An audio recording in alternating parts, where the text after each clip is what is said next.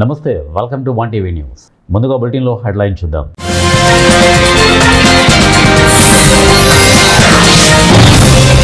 రెండవ విడత పంచాయతీ రేపే, సర్వం సిద్ధం.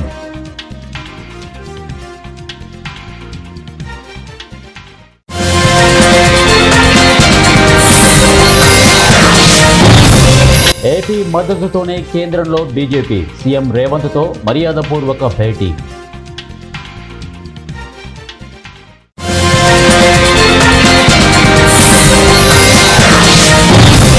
సీఎం చంద్రబాబుకు big relief, fibre net case కొట్టివేత, కేసు కొట్టేసిన విజయవాడ ఎస్సీబీ కోర్టు.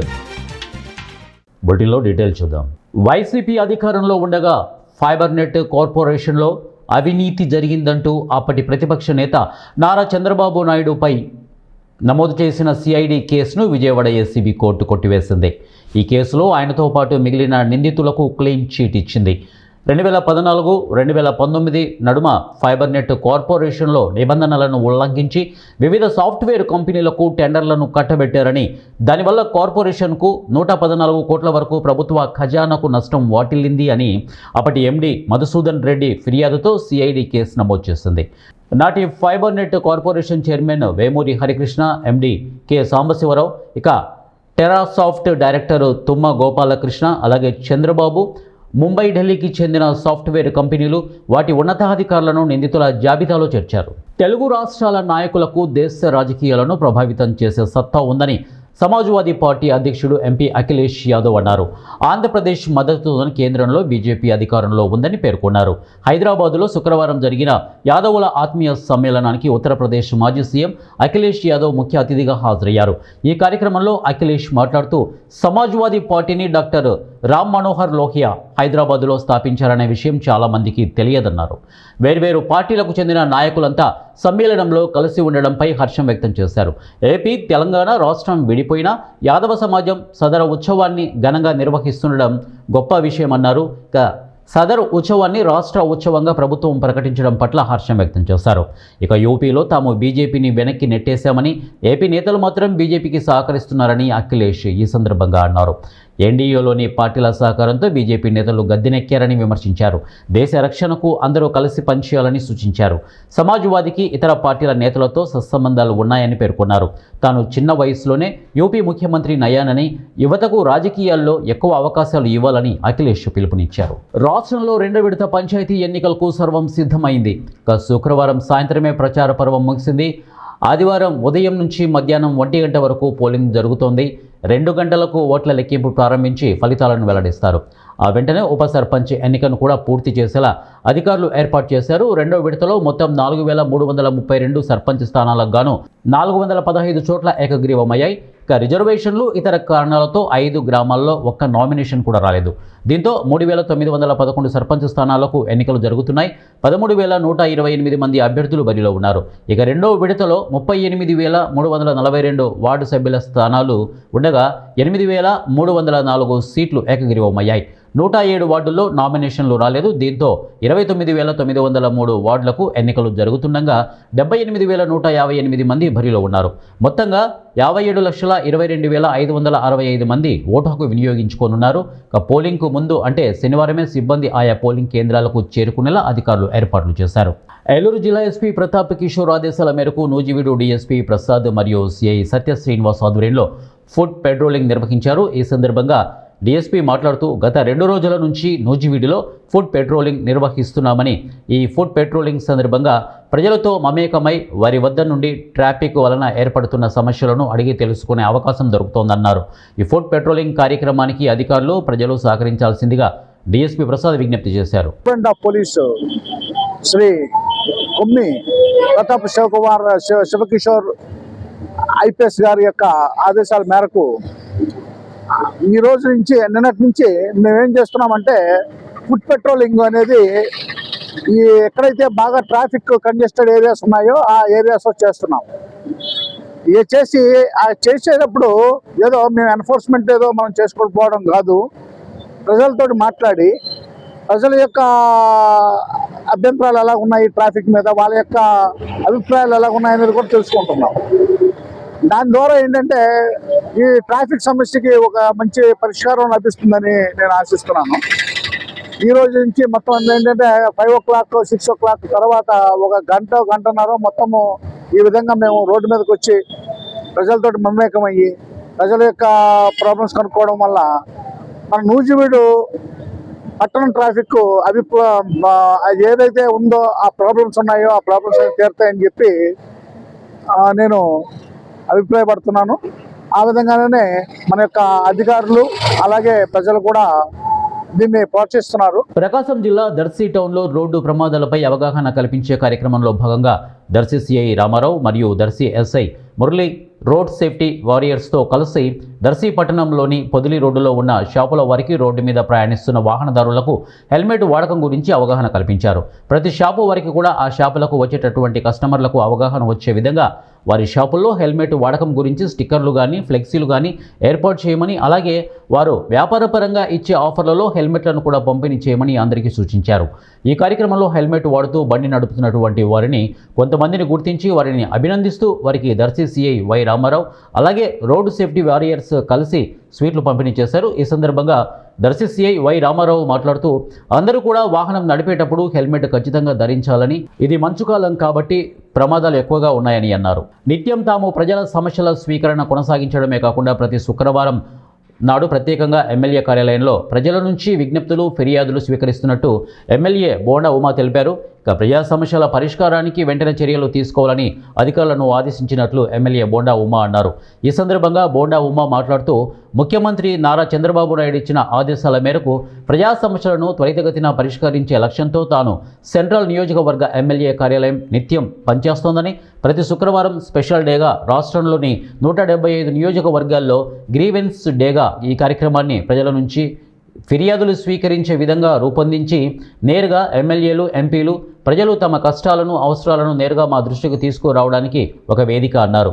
ప్రజల ఆరోగ్యమే ప్రభుత్వ లక్ష్యమని ఎమ్మెల్యే బోండా ఉమా అన్నారు. శుక్రవారం సాయంత్రం బీఆర్టీఎస్ రోడ్డులోని సెంట్రల్ నియోజకవర్గ ఎమ్మెల్యే కార్యాలయంలో 28వ డివిజన్ భానునగర్కు చెందిన లంకా కుమారికి 32,255, లంకా శ్రీనుకి 25,424, భవానికి 18,460 విలువ చేసే ముఖ్యమంత్రి సహాయ నిధి చెక్కులను ప్రభుత్వ విప్ సెంట్రల్ నియోజకవర్గ శాసనసభ్యులు బోండా ఉమా మహేశ్వరరావు అందజేశారు. ఈ సందర్భంగా ఎమ్మెల్యే బోండా ఉమా మహేశ్వరరావు మాట్లాడుతూ ముఖ్యమంత్రి సహాయ నిధి పేదలకు అండగా నిలుస్తోందని, అత్యవసర పరిస్థితుల్లో వైద్యం చేయించుకోలేని వారికి నిరంతరం చేయూతనిస్తూ ఎమ్మెల్యే కార్యాలయంలో ప్రతిరోజు పూర్తిస్థాయి పారదర్శకతతో ఎలాంటి అవినీతి లేకుండా చెక్కులను అందజేస్తున్నామని వారు తెలియజేశారు. తెలుగుదేశం పార్టీ అంటే మైనార్టీలకి, బడుగు బలహీన వర్గాలకి, అవసరం ఉన్న ప్రతి ఒక్క వ్యక్తికి కూడా అన్ని పథకాలు అందే విధంగా చేసే party Telugu Desam party.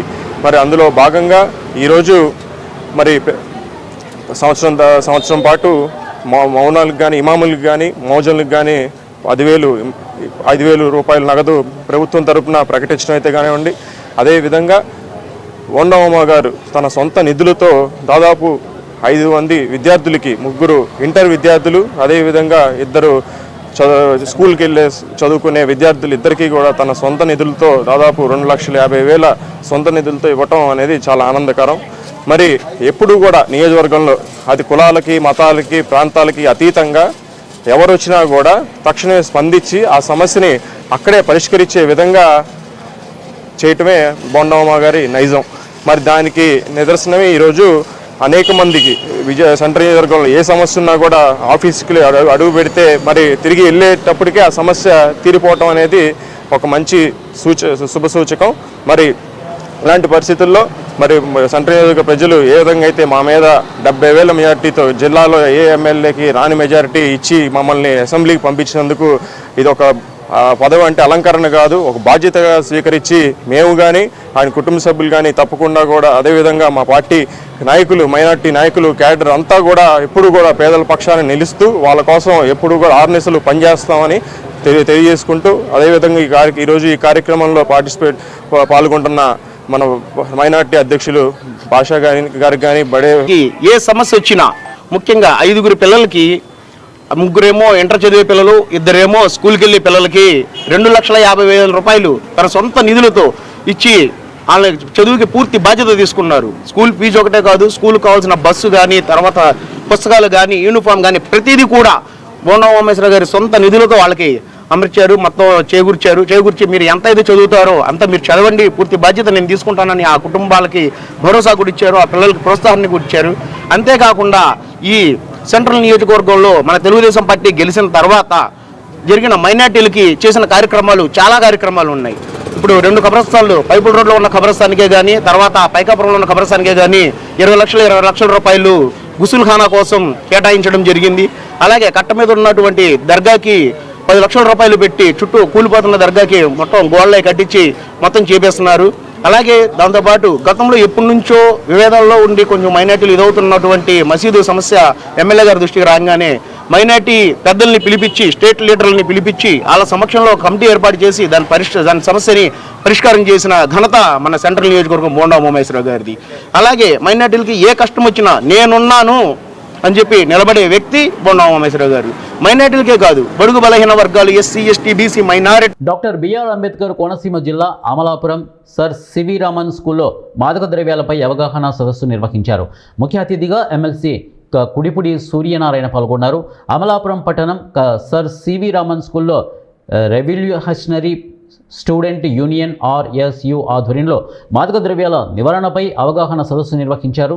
MLC కుడిపుడి Suryanarayana మాట్లాడుతూ విద్యార్థులు మాదక ద్రవ్యాల అలవాటుకు దూరంగా ఉండాలని, అలవాటు పడితే జీవితాలు నాశనం అవుతాయని, కాబట్టి ముందుగా డ్రగ్స్పై అవగాహన చేసుకొని ముందుకు సాగి ఉన్నత శిఖరాలకు ఎదగాలని పిలుపునిచ్చారు. జిల్లా విద్యాశాఖ అధికారి మాట్లాడుతూ ప్రతి విద్యార్థి సరదాలు మానుకొని జీవితం అంటే ఏంటో తెలుసుకొని ముందుకు సాగాలని, డ్రగ్స్కు దూరంగా ఉండాలని, విద్యపైన దృష్టి సారించి ఉన్నత చదువులు చదవాలని విద్యార్థులకు తెలిపారు. Sir C V Raman school director Ravana Venugopal మాట్లాడుతూ మాదక ద్రవ్యాల గురించే కాకుండా పిల్లల తల్లిదండ్రులకు ఏ విధంగా సహాయపడాలి, వారి యొక్క ప్రేమను ఎలా పొందాలి అనేక విషయాలను తెలియజేశారు.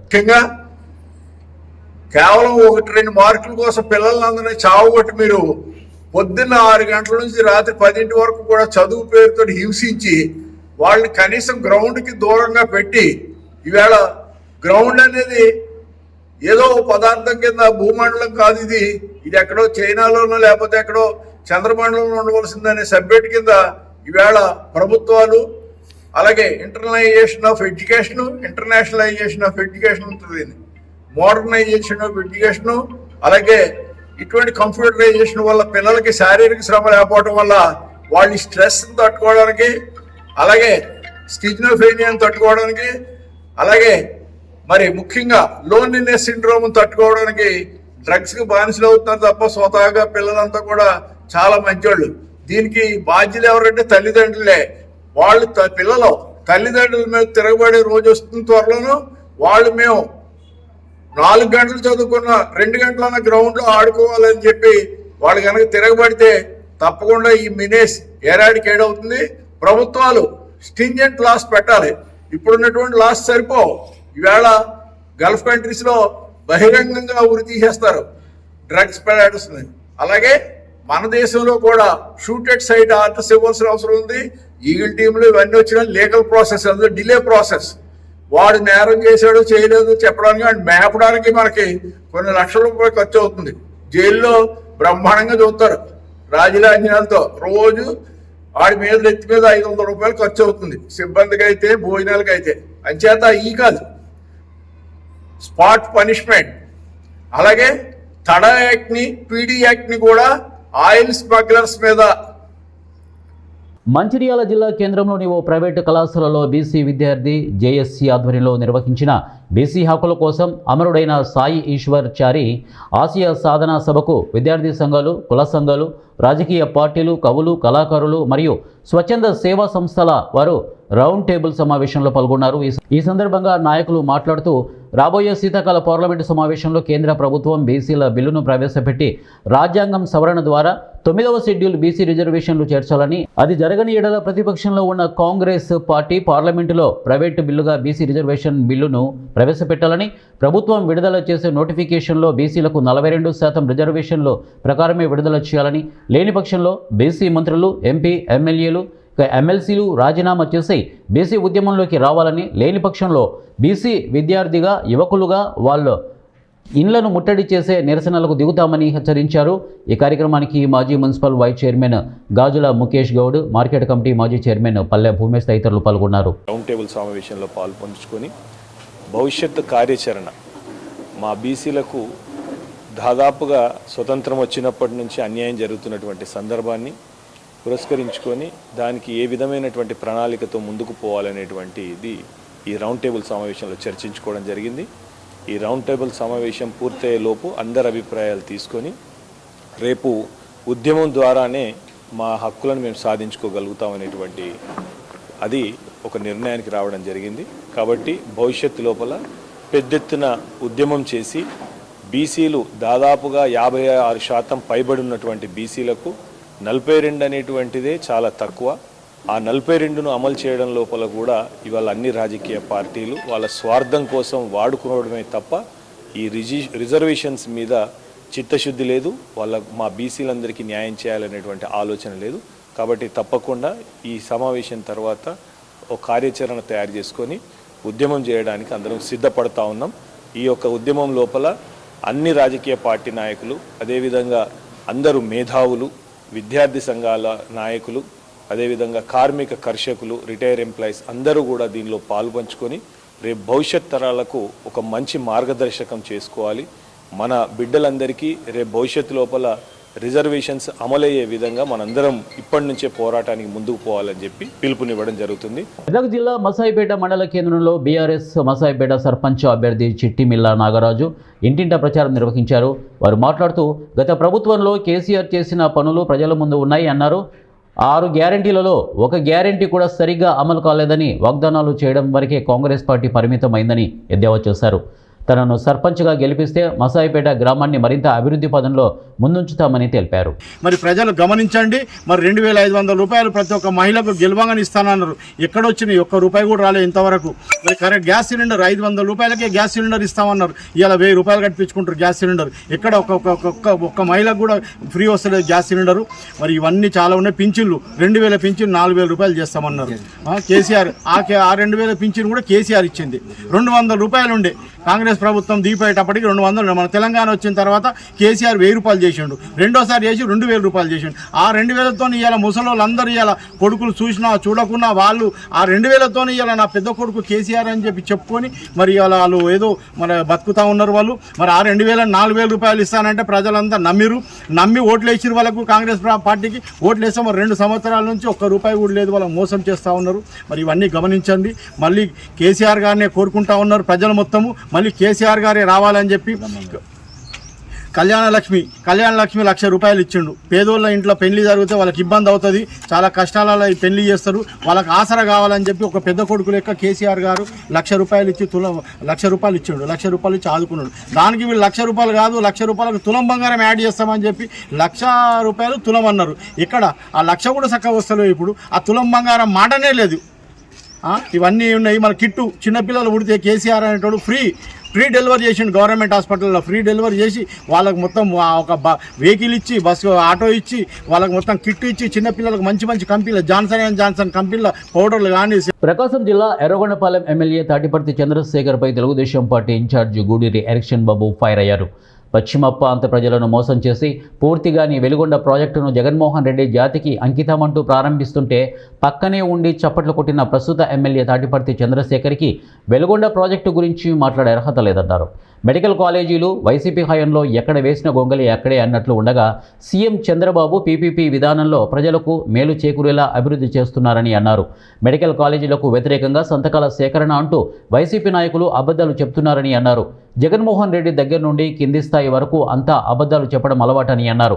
అందుకే ప్రతిపక్ష హోదా కూడా లేకుండా వైసీపీని ప్రజలు మోకాళ్లపై కూర్చోబెట్టారని, మార్కాపురం జిల్లా గురించి మాట్లాడే అర్హత ఎమ్మెల్యే తాటిపర్తికి లేదన్నారు. మార్కాపురం జిల్లాలో నీ ఊరు లేదంటూ ఫైర్ అయ్యారు. నోరు అదుపులో పెట్టుకొని మాట్లాడాలని, స్థాయి ఏంటో తెలుసుకొని మాట్లాడాలని మండిపడ్డారు. గత 5 ఏళ్లలో జగన్ ఒక్క ప్రాజెక్టును ప్రారంభించలేదని, జగన్ తాడేపల్లిలో కూర్చొని బటన్ నొక్కుతుంటే నువ్వు రాజకీయాల్లో కూడా లేవంటూ మండిపడ్డారు.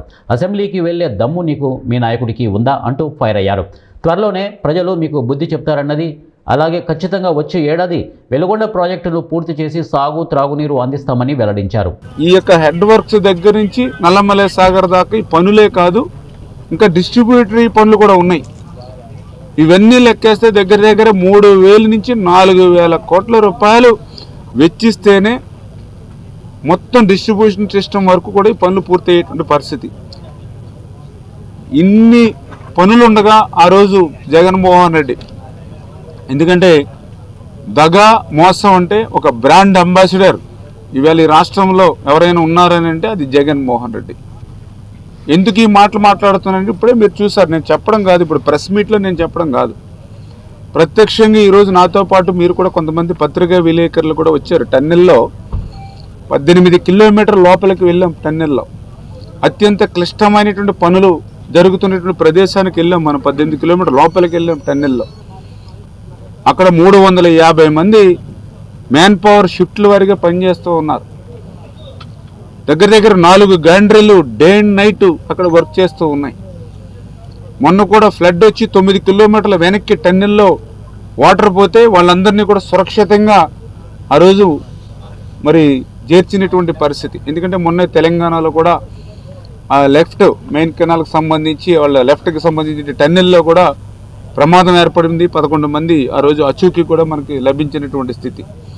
అంటే అటువంటి క్లిష్టమైనటువంటి పనులు కూడా ఈరోజు డే అండ్ నైట్ ఇవాళ పనులు చేయడాన్ని ప్రత్యక్షంగా మీరందరూ కూడా చూశారు. మరి ఇంత క్లిష్టమైనటువంటి పనులు మిగిలిపోయినటువంటి దశలో కూడా మరి ఆయన జాతికి అంకితం అని చెప్పి ఇక్కడ ఒక స్తూపాన్ని ఆవిష్కరించాడు అని అంటే ఉత్తుత్తి ప్రారంభోత్సవాలు చేశాడు అని అంటే మరి ఆయన దగా మోసం అబద్ధాలు అసత్యాలకి బ్రాండ్ అంబాసిడర్ కాదా? ఎంత దురదృష్టం అని అంటే ప్రకాశం జిల్లా వెనుకబడిన జిల్లా, ఫ్లోరైడ్ బాధితులు ఉన్నటువంటి జిల్లా, ఇటువంటి జిల్లాను కూడా మోసం చేయాలనేటువంటి ఆలోచన జగన్మోహన్ రెడ్డి గారిలో వచ్చింది అంటే కనీసం వేసమెత్తు మానవత్వం కూడా ఆయన దగ్గర లేదు అనిపిస్తూ ఉంది. ఎందుకంటే మొన్న చంద్రబాబు నాయుడు గారు మేము ఎప్పుడు మీటింగ్ రివ్యూ పెట్టుకున్నా వెలుగొండ నుంచి తప్పనిసరిగా మాట్లాడుతూ ఉన్నారు. ఆ రోజు 96లో భూమి పూజ చేసినటువంటి ప్రాజెక్టు పుట్టినరోజున వెలుగొండ దశాబ్దాలు గడుస్తున్నా అది పూర్తవలేదని ఆవేదన చంద్రబాబు నాయుడు గారు వ్యక్తం చేస్తూ ఉన్నారు. అందుకే ఈ కూటమి ప్రభుత్వంలో మన ప్రయారిటీ వెలుగొండ, 26 కల్లా వెలుగొండ పూర్తి చేసుకుని కృష్ణా జలాలు అటు ప్రకాశం జిల్లాకు అందించాలనే లక్ష్యం ఇవాళ ఒక మానవత్వం ఇవాళ చంద్రబాబు నాయుడు గారిలో ఉంటే 5 సంవత్సరాలు ఇప్పుడే చెప్తూ ఉన్నారు పత్రికా విలేకరులు కూడా. ఆ రోజు ఉన్నటువంటి ముఖ్యమంత్రి 4 తేదీలు ఇచ్చాడని జగన్మోహన్ రెడ్డి గారు.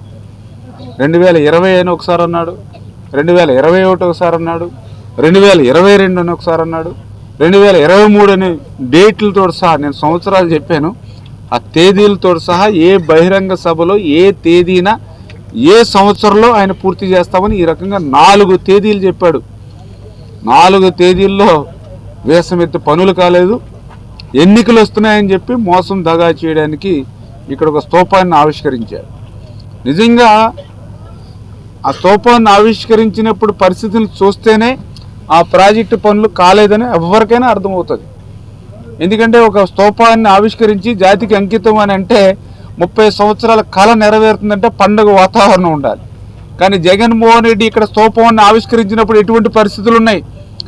ఎన్నో ఏళ్లుగా దశాబ్దాల కాలంగా ఈ ప్రాంత ప్రజల కోరిక మార్కాపురం కేంద్రంగా జిల్లానివ్వమని అడిగారు. ఆ రోజు దాన్ని ప్రామిస్ చేయటం జరిగింది.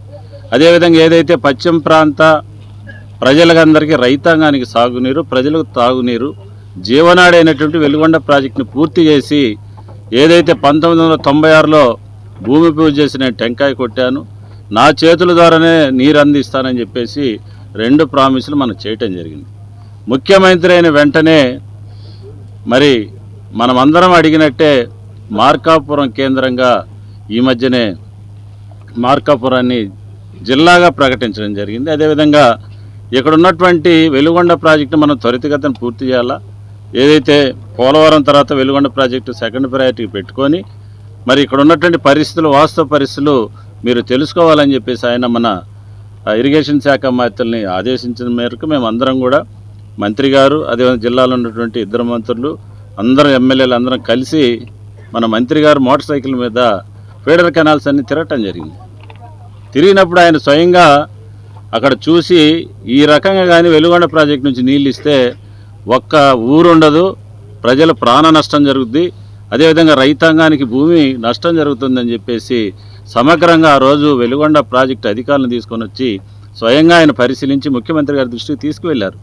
తీసుకువెళ్ళిన వెంటనే ఏదైతే ఫీడర్ కెనాల్స్ని మరి కాంక్రీట్ వాల్స్ కట్టాల్సిందే, మరి రిటర్నింగ్ వాల్స్ కూడా అవి మన లైనింగ్ చేయాల్సిందే, చేస్తే తప్ప మరి ఈ యొక్క వెలుగొండ ప్రాజెక్ట్ నుంచి వచ్చే నీటిని నల్లమల సాగర్ డ్యాములకి వెళ్ళవు అని చెప్పేసి ఖరాఖండిగా ముఖ్యమంత్రి గారి దృష్టి తీసుకుపోయిన వెంటనే దగ్గర 460 కోట్ల రూపాయలతోటి రీసెంట్గా టెండర్స్ నోటిఫికేషన్ ఇచ్చి మరి టెండర్లు కూడా పూర్తయి ఈరోజు పనులు కూడా మొదలు పెడుతున్న పరిస్థితి.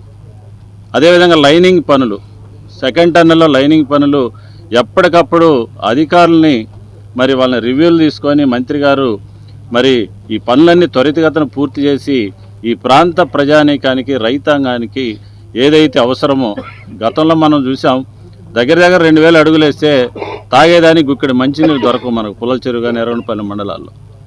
ఈ వెలుగొండ ప్రాజెక్టు నీళ్ళు వస్తే కానీ భూగర్భ జలాలు పెరుగుతాయి, ఈ ప్రాంత ప్రజానీకానికి నీటి సమస్య తీరుతుందని చెప్పేసి మరి మన మంత్రివర్యులు 40 రోజుల్లోనే 3 సార్లు వచ్చి, అంటే ఎంత ప్రాధాన్యత ఈ ప్రాజెక్టుకి ఇస్తున్నారో ప్రజలందరూ కూడా తెలుసుకోవాల్సిన అవసరం ఉంది. కానీ ఇక్కడ ఉన్నటువంటి ఎమ్మెల్యేలు కానీ అదేవిధంగా వైసీపీ నాయకులు కానీ ప్రతి అంశంలో కూడా ఎద్దేవా చేస్తూ నిన్నగాక మొన్న మెడికల్ కాలేజ్ వాటిని గురించి కూడా మాట్లాడుతూ ఉన్నారు. వాళ్ళ అధికారంలో ఉన్నప్పుడు ఎక్కడ వేసిన గొంగలు అక్కడే ఉందన్నట్టు మెడికల్ కాలేజీలన్నింటిని కూడా ఏదో కొద్దిగా 5% 6% పనులు చేసి గాలికి వదిలేసి ఈరోజు ఏదైతే పేద వైద్య విద్యార్థుల కోసం మరి రాష్ట్రంలో బాగుపడాలా, పేద విద్యార్థులు కూడా డాక్టర్ కోర్సులు చదవాలని చెప్పి ప్రీతం ముఖ్యమంత్రి వర్యులు ఒక ఆలోచన చేసి పీపీపీ విధానం ద్వారా వైద్య కళాశాలను పూర్తి చేసి రాష్ట్రంలో మరి ఏదైతే సూపర్ స్పెషాలిటీ హాస్పిటల్లో పేదలకు వైద్యం జరిగించాలనే ఒక ప్రధాన లక్ష్యంతో పనిచేస్తూ ఉంటే ఒక్కొక్కడంట ఒక ఎమ్మెల్యే ఎర్రగొండపాలెం ఎమ్మెల్యే ఇంకా కొంతమంది వైసీపీ ఇన్ఛార్జీలు 70,000 మంది సంతకాలు పెట్టినట్ట. మేము ఎక్కడ చూడాల ఏ నియోజకవర్గంలో కూడా 60,000 70,000 మంది వీళ్ళకి సంతకాలు పెట్టి వద్దని చెప్పి సంతకాలు పెట్టించి సంతకాల సేకరణ జరుపుతూ ఉన్నారు. బులెటిన్ ముగించే ముందు హెడ్లైన్స్ మరొకసారి.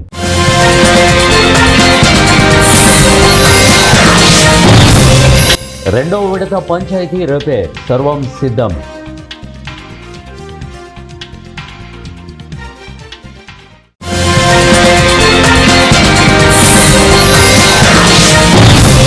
ఏపీ మద్దతుతోనే కేంద్రంలో బీజేపీ, సీఎం రేవంత్తో మర్యాదపూర్వక భేటీ.